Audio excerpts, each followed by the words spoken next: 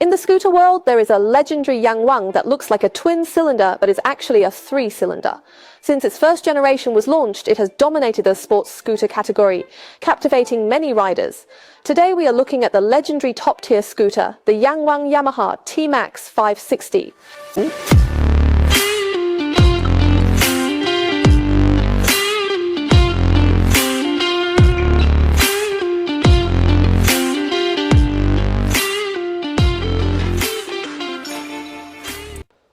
The first generation TMAX was born in 2001, initially equipped with a 499cc parallel twin-cylinder engine, which was the largest engine in mass-produced scooters at the time. Subsequent optimizations and upgrades increased the displacement from 530 cubic centimeters to the current 560 cubic centimeters. The latest model in the domestic market is the 24 model. Overseas, the 25 model has already been released, with changes mainly in the front appearance and the addition of cornering ABS. It is expected that the 25 model will also be updated domestically this year. The price of the 24 model Yamaha TMAX is 139,800 yuan, and the colors are lava brown and mole. So mate black. The one next to us is mate black. The wheelbase of the TMAX 560 is 1,575 millimeters. Its size is larger than medium-sized scooters like the XMAX and Forza, making it a large scooter. In the category of large scooters, it is set up with a sporty orientation. Now, looking at this generation of the TMAX, the biggest change in its appearance compared to the previous generation is that the front of the vehicle has been raised upwards. So if you look at this vehicle from the side, you will feel the visual center is positioned higher. The overall design style of the bike is sporty, with some technological elements. We can see that the front appearance is very sharp. Combined with its long wheelbase, full-bodied frame and large areas of black piano lacquer, it gives an impression of both aggressiveness and luxury. A distinctive feature of its appearance is the upward slanting quad-lens headlights, resembling a beast looking forward. As the big brother of the Max family, the TMAX's gaze is indeed much fiercer than that of the smaller models. Then let's look at the fuel tank at the back. This scooter's fuel tank really looks like a fuel tank, somewhat resembling a motorcycle's tank. Moreover, it has a bright silver paint design on the outside. Then there are the round engine covers on both sides of the body, with a Yamaha logo in the middle and a trident design. The inner circle is surrounded by silver, giving it a very mechanical feel. What is most special are its two independent rear swing arms, because usually what you see on scooters is just the transmission case sits between the rear swing arm, and the transmission case moves together with the rear wheel assembly, resulting in a relatively large unsprung mass, which in turn affects the response speed of the rear suspension. As for the TMAX, it is like this. The engine connects to the transmission, and the transmission then connects to the belt, which adds an extra layer of transmission, resulting in relatively lower unsprung mass. So this is one of the reasons why the sportiness of the TMAX is unmatched by other scooters. Here we will also elaborate on this issue. In addition to its unique rear swing arm design, the TMAX's frame design is also very special. It uses an aluminum alloy twin spar frame similar to a sports car design, rather than the steel tube frame commonly seen in regular scooters. The engine is bolted to the frame, and when positioned further forward, the overall weight distribution becomes closer to that of a motorcycle. Coupled with its suspension setup, it is sportier and more robust than ordinary scooters. Therefore, the development concept of the TMAX is very close to that of a crossover motorcycle, even a sport crossover motorcycle, balancing sportiness and practicality. Its independent rear swing arm and frame create a very unique vehicle concept for the TMAX. In recent years, some follow-up models have started to appear, as mentioned in the comments. Now let's look at other details of the vehicle. The upper part of the front face has a step design, seen in the domestic large cap version, made into a low step to comply with regulations, and it does not have electric adjustment. On both sides, there are front-mounted rear view mirrors that can be folded when parked. From the driver's perspective, this vehicle has keyless start. Carrying this remote key, you can open the vehicle by approaching it. As for its ignition switch, it is a polygonal button located below the handlebars, next to the set button, and below it there is a V-shaped tie that matches the paint of the fuel tank. Alright, let's open the car now. In front is a 7-inch color TFT full color LCD instrument panel. Actually, the two mechanical dual tube instruments on the old model I personally think have a bit more character. The new model looks a bit more high-tech. Let's take a look at the display information. On the sides are the indicator light areas, and the main part of the center screen is a circle that shows speed and RPM. On both sides, it displays the coolant temperature and fuel level status. On the left and right sides, there are some other vehicle information. In the upper right, you can see icons for Bluetooth connection and Wi-Fi connection. This TMAX supports vehicle connectivity. Then there are indicators for the heated handlebars and heated seats. In such cold weather, I really envy vehicles with heating functions. Now we press the left hand. Pressing the home button here will bring up the menu at the bottom. In the menu, we can see settings, instrument themes, vehicle information, music, apps, handlebar heating, and seat heating modules. For details, you can refer to our manual module. The TMAX handlebar is designed with a forged aluminum alloy naked handle, which looks more premium compared to the X-Max's cover design, and it has a kind of split style design. The shape in the middle also has some hollowed out parts, which seem to match the sporty feel of the whole vehicle better. Now let's look at the buttons on the handlebars on both sides. On the left handlebar, there is a button that integrates the high and low beam lights and the passing light, and then the cruise control button. The TMAX cruise control can be set between 50 km per hour and 140 km per hour, next to the left and right turn signal buttons and the horn button. Then these two buttons are wrapped together with a silver edge. This button is very interesting. It's somewhat similar to a joystick on a game console. You can up, down, left, right, and you can confirm this operation. The button below is very simple and easy to understand. It's a return or a button to open the main menu. Also note that on the left handlebar there is a parking lever, commonly known as a handbrake.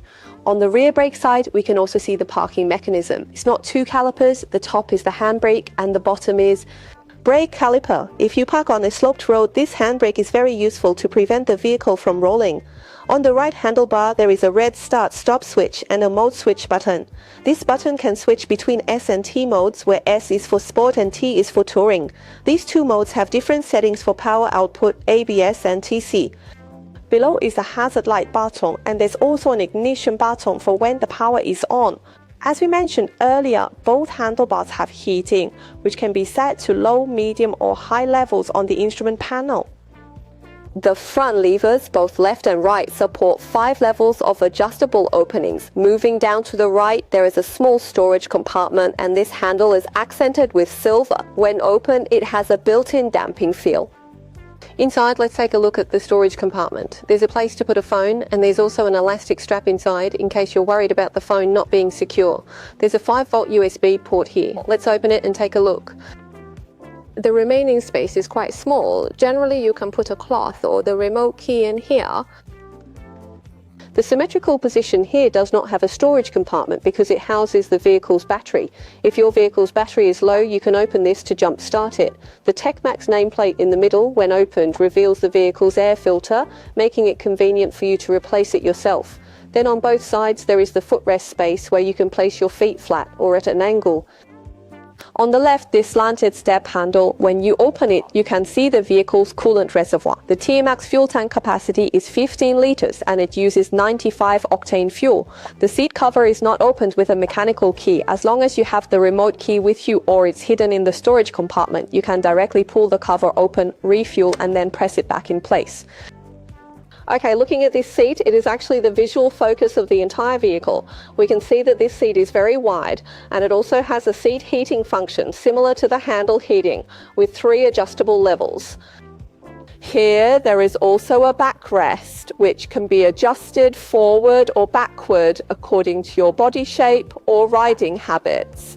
Now let's open the seat, and hey, it opens from front to back, which is very rare in scooters. Then try again. You can see when I put my hand here, it will have a damping feel, then lift it up again and it stops at a fixed position. This is because it also has a hydraulic rod inside. If the car loses power, there is a backup plan. You can use the mechanical key on the back of the remote key and then just find the lock hole on the left rear footrest of the car to open the seat bucket. Now let's talk about adjusting this seat cushion. Behind the seat cushion, you see this silver part. Then push it in the direction of the arrow. Next, with a bit of force, it moves forward. If you want to move it back to the rear position, just knock it back and it will be fine. On the back of the seat, there is also a tool bag. Now let's look at the seat bucket itself. This seat bucket comes with a seat cushion, and inside there's a small square night light. As for the space inside the seat bucket, it currently fits a helmet and it even has a tail wing. Anyway, a full-face helmet can fit in. The remaining space can only hold some small items. Just looking at the displacement, the storage space is not large. But as we mentioned earlier about its body structure design, the storage space design is somewhat limited.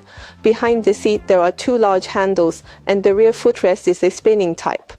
Design style, when folded, it has a clear segmented feel. Then we come to the rear of the vehicle and see that its taillight is T-shaped, echoing the model name TMAX's T, which is quite distinctive when riding at night. Personally, I think from this angle, the TMAX looks very striking. The exhaust below has an upward design, and its heat shield not only serves a functional purpose, but also adds a bit of visual depth with its two-tone paint. The engine of the TMAX is also its core competitive advantage. Firstly, it has a twin-cylinder design with an additional cylinder, which is very rare in scooter engine designs. Now, this third cylinder is not an actual working cylinder, but a Yamaha vibration suppression balance design. Suppose this is a crankshaft. On one side, it's a 360-degree crankshaft twin-cylinder engine, and on the other side, there's a balance cylinder. This balance cylinder is used to offset the vibrations generated during the operation of the twin-cylinder engine, enhancing the smoothness of operation. You see, the engineer's creativity is quite impressive. Strictly speaking, this engine is a 562cc inline twin-cylinder water-cooled DOHC 4-valve engine, with each cylinder having a bore and stroke of 70 by 73 millimeters, a compression ratio of 10.9 to 1, a maximum power of 35 kilowatts at 7,500 RPM, producing 47.5 horsepower, and a maximum torque of 55 newton meters at 5,250 RPM. I mentioned the electronic controls. The TMAX 560's electronic controls include electronic throttle, traction control, cruise, dual riding modes, and heated handlebars and seat. Alright, next let's look at the suspension components. The front suspension of the TMAX 560 uses a 41mm diameter gold inverted fork, which is non-adjustable. The rear suspension is a multi-link single shock absorber with 7-stage preload adjustability and rebound damping adjustment. For preload, the factory provides an off-road wrench for adjustment. The tires are Bridgestone Black X Scooter SC2 scooter tires paired with cast wheels. The center of the wheel is hollowed out to reduce weight. This tire is a high-performance tire designed by Bridgestone specifically for large scooters, focusing on sportiness and dry grip. The specifications are front wheel 120 by 70 15 inches, rear wheel 160 by 60 15 inches. As for the brakes, the front brake uses dual magnetic calipers with 4 pistons mounted radially, paired with 267mm dual floating discs. The rear brake has a single piston caliper with a 282mm large diameter brake disc. It comes with ABS and TC for both front and rear, and TC can be adjusted in the instrument settings. Now, getting on the bike, let's take a look at the foot reach and riding triangle. The seat height of the 24 model TMAX is 800mm and the weight is 218 kilograms. The seat height combined with its weight, along with the widened seat cushion, can be a bit challenging for some shorter or newer riders. My height is 175 centimeters and my proportions might not be ideal, so when I get on the bike, only the front half of my foot touches the ground, as you can see. Returning to the initial question, why has the TMAX become a legend among scooters? I think it's because it combines the advantages of both motorcycles and scooters very well, creating a whole new category of sports scooters. Aluminum alloy double frame, unique suspension design, and this so-called 3-cylinder engine. If a scooter were to be rated as a supercar, I think the winner would be this TMAX. No wonder, even with a price close to 100,000, you might not be able to buy it even if you want to.